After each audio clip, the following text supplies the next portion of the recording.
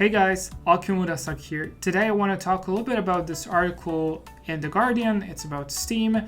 And if you're not familiar, Steam has been in a bit of hot water recently. They have a class action lawsuit, as far as I understand, a pretty big one for £656 million. It's a lawsuit in the UK. Apparently, 14 million Steam users across the UK were affected. Yes, they were affected because apparently Steam has anti-customer pricing.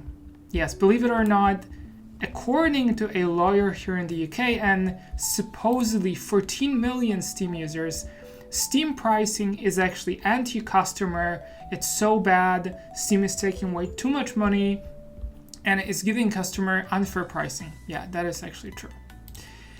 Which is obviously not true. But because of that, we're going to see a lot of these articles now from even mainstream media like The Guardian here, which apparently now also has a games section. I was not aware. Before we get to the article, I kind of want to say a couple of things about The Guardian and in general mainstream media. And what my take here is, I personally believe that mainstream media should no longer exist in the current form, especially written mainstream media. Outlets like The Guardian, New York Times, and I think the Washington Post, which is now steadily disappearing, I feel like they should disappear entirely because they no longer have an incentive to properly report on news. Now they have an incentive of being a propaganda tube for whoever is paying them. Now, a case in point, here they're ragging on Steam. Have they been ragging on Steam recently? No. Have there been ragging on other platforms recently? Well, I asked myself, I know that Reddit, for instance, is a bit about a bad place when it comes to maybe not bigotry, but online radicalization and in general targeted campaigns and rabid users online. So I thought to myself, okay, well, did The Guardian cover the recent incidents, the recent radicalization more towards the left on Reddit? Of course not, but what they did cover is way back when Reddit was a little more diverse, actually, in terms of opinions. And they did rag on Steve Huffman, who is the CEO of Reddit. They ragged about this, saying that there's open racism and slurs on the platform. They also complained, 7 years ago, about how Charlottesville forced Reddit to clean up its act, so clean up its moderation system. It also ragged 4 years ago how it's a breeding ground for radicalization. Here they talk about multiple platforms, including Twitter, Meta, Alphabet, and of course Reddit is mentioned. Now, why are they not writing about Reddit recently? Because Reddit no longer permits diversity of opinion and is very hard left-leaning. If you go to any bigger subreddit on Reddit, you will quickly realize that there is no diversity of thought whatsoever, and a lot of discussions very quickly slide into some kind of like weird conspiracy theory, and people just radicalize themselves into violence sometimes, and a very violent rhetoric, which honestly I am surprised is still within the terms of service on Reddit, but we're talking about Steam here because apparently that's what The Guardian has an axe to grind with, and we're talking about unchecked hatred in forums and targeted campaigns of negative anti-woke reviews. And here as an example, I'm not new to online harassment. A screenshot from Tetragon by Natalie Lawhead, one review on which Steam reads, "Cringe games made by a liar." Okay? And you are treating this review seriously? Anyway, for years the gaming storefront Steam has let abuse and bigotry pass through its moderation. Has let it pass through its moderation. We're gonna go into the details in a sec. According to players and developers who use it, the platform is now host to reams of content that violates its own guidelines. How do you expect a platform to be able to proactively filter content before it appears on the platform? How do you know which content violates the terms of service before it's being posted? Okay, you can have like pre-posting filters, absolutely. But do you know how expensive that would be? And do you know how much content would be removed via false flagging? Probably not, huh? And that's basically why, if you want to maintain free speech, if you want to maintain actual diversity of opinion, you need to let people speak their mind online. And the online space, as we know by now, I would say it can be mean sometimes, to be honest. It can be a little dark. But that's how it is. When everyone's honest, you have bad takes, you have good takes, you have all of the takes. And honestly, I personally do not recommend completely moderating it down to 0, because eventually you will run into a situation. What is bigotry? Which post should be allowed and which post should not be allowed? Who is to decide? An AI model? An AI model trained on a very specific type of narrative and responses people advocate for? I give you an example. If I see someone online, for instance, saying you cannot be racist towards white people and then continues to be extremely racist and derogatory towards white people, should comments like this be allowed or not be allowed? If you want to have a fair platform that allows all sorts of opinions, you would also have to moderate this. But I have a feeling that the writers at The Guardians would thoroughly disagree with this statement, and this is kind of the underpinning of this very article, I have to say. Aside from the content on Steam's forums, sources pointed to two main causes for concern. Bigoted reviews posted on game Steam pages, which can hugely affect sales for the developers. I don't really agree. How many of reviews saying cringe game made by a liar do you actually see? Do you see a lot of these reviews? Because I personally haven't seen a review like this. And speaking about like open bigotry in reviews, I very rarely see it. This is like maybe 1 in 20, 1 in 100 reviews. A lot of them are way more informative. And also what is being very nicely pointed out here in responses from Steam is that if you, for instance, have like a longer review, and the review is partially factual, but also contains maybe some comments like this, the game is cringe, right? Are you now supposed to remove the entire review? Well, then you're also removing the helpful parts, right? How do you moderate stuff like this? Bigoted reviews, and then we also have Steam curators, which have become more of a thing in recent years. I'm going to show a couple of them later. Appointed tastemakers on the platform directing campaigns against games they perceive to lean left or pursue inclusion. We're entering the culture war kind of phase of this article. And I just want to point something out. A lot of these writers, including this one at The Guardian, they are blaming the gamers for pushback. But who are the people who are trying to introduce all of these features and changes to games? Who are the people who are aggressively trying to make games political? It's not the gamers. It is the game developers, it is the game journalists, it is the, quasi-game journalists, like the one here for The Guardian, for instance. But it's also a lot of people in the industry who try to inject politics into games very aggressively, and eventually the gamers just say, no, we don't want that. We're going to show some curators. They're mentioned later in the article here. It's kind of relevant. But here's an interesting point. So Natalie Lawhead here, she points out, I'm not new to online harassment, and there were allegations of SA made towards her in 2019. I assume reporting Steam abuse might have its own issue, but when people suggested I open a ticket, I did not have hope that it would be the way to get a resolve. Now the thing is here, if there is someone in the review making like an open allegation of SA, this is actually punishable by law, and I believe things like this should be removed by Steam. If there is like a review, and I think this is mentioned here in one of these like extra articles, if the review itself or a post on the forums is making open allegations of someone like the developers, for instance, committing a crime, obviously posts like this need to be removed. But again, posts like this first need to show up to be removed. You cannot remove them before they appear, right? That's kind of the point here. And then she's talking here about opening a ticket. There was another one here, which I found a little humorous, and I think it's actually quite very stupid. And this is not something I would personally treat seriously.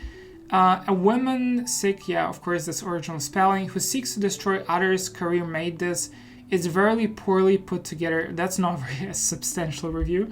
She also probably has dual Israeli citizenship with how pointy her nose is. Now, aside from this obviously violating the terms of service and the code of conduct here for Steam, this is a really dumb review. I would never ever treat a review like this seriously. If I scroll through reviews, this review I don't think it would be voted for being helpful. Like, why? How is this helpful at all? And then later she's talking about like abusive language, public accusation, discrimination. Of course, if this is the case, posts like this should be moderated out and should be removed. I mean, this is quite very obvious.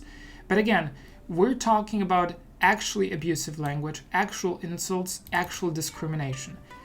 Both sides need to agree on what that is. Otherwise, yes, it is going to be censorship. So I, for instance, would never treat a review like this seriously. I think it's completely ridiculous. And I don't think anyone with half a brain would treat this review seriously because, like, why? Then we're going into blah, blah, blah, reported content. And then we're not verified in a position. And then what I found interesting is that Lawhead here, she complains the implication seems to be that I must prove my SA to Steam if I want to be protected from harm. I have a feeling that there's a bit of dishonesty going on here. If this was specifically about that one review, you could push it quite far with Steam, and eventually they would remove that review because it's very clearly illegal. It's discriminatory, and the person who wrote the review might even get their account suspended or removed. That would be completely fair in my opinion, because that's going a little far. I'm hard pressed to see where the misunderstanding might be. They had all the information regarding the situation. It's an obvious stance. It's the choice. Now she's putting blame. I feel like there's a bit of a miscommunication going on here, and that's probably why this happened. And then the remaining review was removed, blah, blah, blah. The process of moderation is broken. I don't think it's perfect. There's definitely room for improvement. But otherwise, again, as I said, if a review contains a lot of information, you remove the entire review, you also remove the helpful stuff.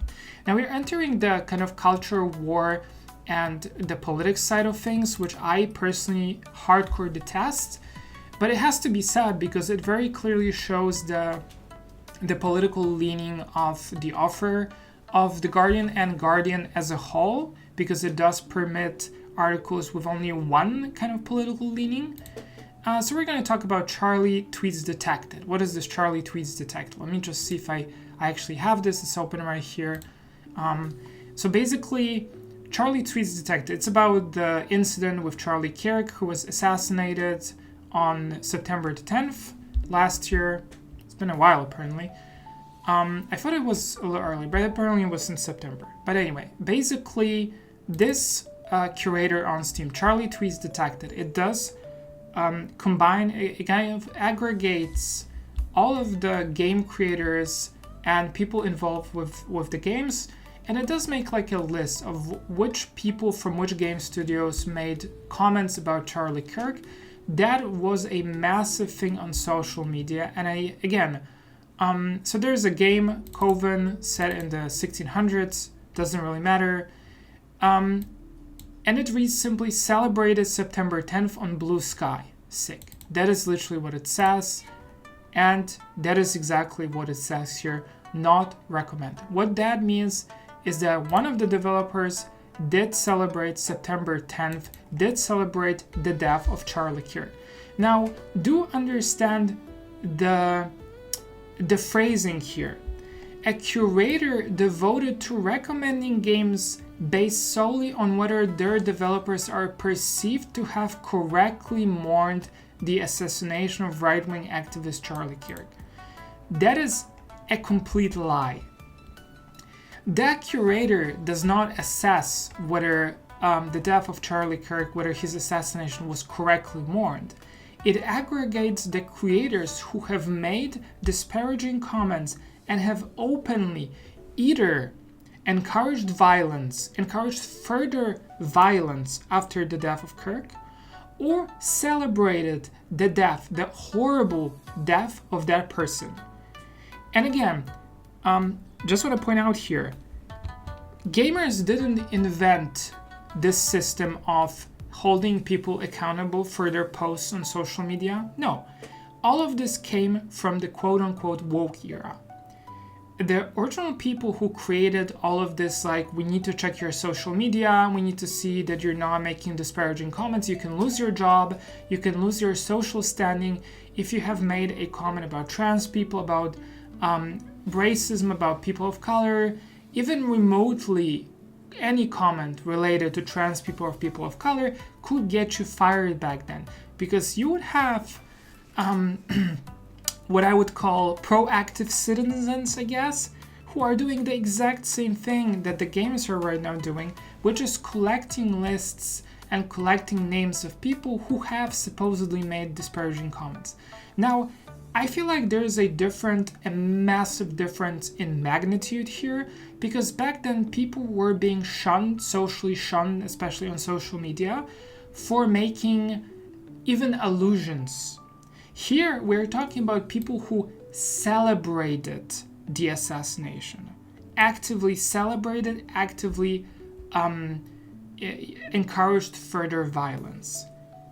It's night and day difference, I have to say. And then someone here complains, a curated list that weren't interested, that it's off topic, okay? A recipe for cookies, blah, blah, blah, that is trolling. And here they're trying to kind of point out that someone making disparaging comments about Charlie Kirk has nothing to do with the game, really. Okay, but again, you've created this atmosphere online. We didn't have this before. You've created this. You've literally created this whole thing. Elsewhere, campaigns chase games that include trans or LGBTQ characters. A trans developer included on a curation list titled No Woke, and I found that curation list. I'm surprised they actually brought up this one, because it's not a very big one, honestly. Woke, okay, something, here more stuff, not recommended, bloodlines, not recommended. Okay, fair enough. So basically, they're complaining that there are political stuff in or related around games very often. As you can see here, it's like the game developers themselves made some sort of a comment. And it's okay, fair enough. It's also not a very big curator group. There's a much bigger one that I want to point out here, and that one's DEI detected, which is way more well known. And I kind of I'm gonna see if the article does mention this. We're gonna go into a little bit of detail here on these specific regarding that specific creator group. Now, what else is going on here? They're complaining, yes, that people are being called like woke avatry. Can't really say this word on YouTube, obviously. And then using the very derogatory trans term. Now, obviously, if you're using these kind of comments, then yeah, I mean, this is highly disparaging, and your comments, your participation should be somehow reduced. Like, again, this is not entirely surprising, but these are cherry-picked comments from what people said, right? So basically the bottom of the barrel. While if you look at the curator does the DI detected curator actually does a fantastic job, because it points out there is a trend. Horrible optimization, body type 1, 2, and full of woke NPCs, whatever that means. Censored outfits, here code vein 2, censored outfits, that is actually true, I talked about this in one of my videos, and body type 1, 2. Elden Ring, body type AB. Digimon Story, Time Stranger, body type AB. There's something I really want to point out here regarding this body type. First off, it's super dehumanizing, because what even is body type 1, 2, and AB? Like, who uses these kind of words? Like, do you call someone in the street body type 1, 2? Also, which one's body type A, which one's body type B? Like, what does that even mean? And also, third thing, which is extremely important here, body type 1, 2, body type AB, these two Japanese games the originals do not say body type A and B. The originals say male and female. So we're talking about localization, introducing political language into the games, which has absolutely no way, no reason to be there. So they're basically using forced acceptance, compelled speech to force a certain standard in the West, even on Japanese games via localization. And again, did players at some point come out and say, oh yeah, no, male, female, no, that's so 19th, 20th century, we really need to change this? No, no one ever said that. No one ever said that male and female need to be removed. No, this is a very aggressive push from a minority within the industry, which is trying to normalize something that is fundamentally not normal. And I believe that players have all the right to create curator lists like this and have all the right to push back against this, because this is absolutely ridiculous. This is as ridiculous as forcing, for instance, Latino people to say Latinx or use the Latinx endings within words in games, even though the majority of Latino people are actually against it and they don't want this, they don't want to see this, they never voted for this, they never even approved of this. So this is, again, minority position being hoisted on the majority of players, and therefore you have pushback. And obviously some of that pushback is going to be very abusive, it's going to be very aggressive, like here with this woke fagotry. I don't like this. I personally don't like the degree, but there are better ways, like the way the curator list does that, for instance, the DEI detected, which are perfectly fine. I have nothing against it whatsoever. So yeah, there's a couple more things here, harping of course on the player numbers and stuff, but this is, I would say, not very important. What I did find nice in this entire article, that someone eventually, like, instead of pushing back and instead of trying to kind of like forcibly moderate, they owned it, which I think is a nice change here. So others are just trying to roll with it. Brown space lesbians trying and failing to contain a simple fungal outbreak is, despite its original derogatory intent, the hardest line in all of our marketing copy, which honestly is not a bad one. I like it. You're being called names, you own it, you turn it into superpower. That's exactly how this should be done online. And again, just to summarize, I am strongly against hard censorship, compelled speech, and forcibly censoring everything. The internet is the only place where people can openly voice their opinions, voice their criticism, and I feel that should be respected. Whether this is Steam, whether this is Reddit, which is falling apart right now, it doesn't really matter. But basically any online platform should treat the freedom of speech very seriously. And with that, I'd like to end the video, and I wish you guys a nice week. Mata ne!